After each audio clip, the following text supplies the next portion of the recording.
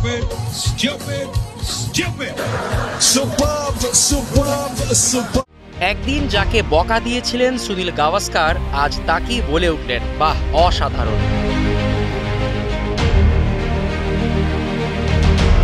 6 মাস আগের Melbourne test, Rishabh পান্থ খেলেছিলেন একটা বাজে শট, ফিল্ডার ছিল দুটো, আগের বলটা মিস করেছিলেন, তবুও গেলেন মারতে।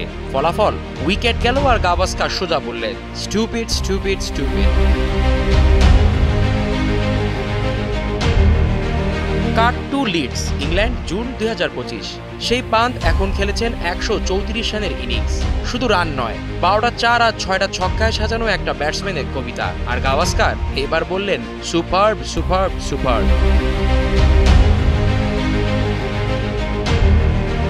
এই গল্প শুধু ইনিংসের না, এই গল্প একটা মানসিকতার। সাবেক সতীর্থ চেতেশ্বর পূজারা যখন হেসে জিজ্ঞেস করলেন, তোমার কেমন লাগছে, সেই স্টুপিড এখন সুপার হয়ে গেছে।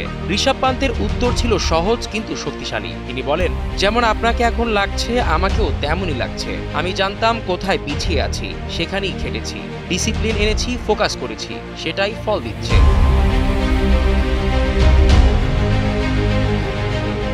মেসেজটা স্পষ্ট, ন্যাচারাল গেম মানে যেন তেন মারধর নয়, কামব্যাক মানে শুধু ফর্মে ফেরা না, দৃষ্টিভঙ্গি বদলানো।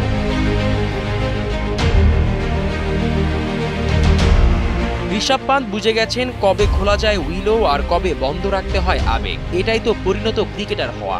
একজন সাবেক কিংবদন্তি বলেছিলেন স্টুপিড, আর একজন তরুণ ক্রিকেটার সেটা মুখে না তুলে ব্যাটে লিখে জবাব দিয়েছেন। এই গল্প কেবল রান নয়, রেসপেক্ট আদায়ের।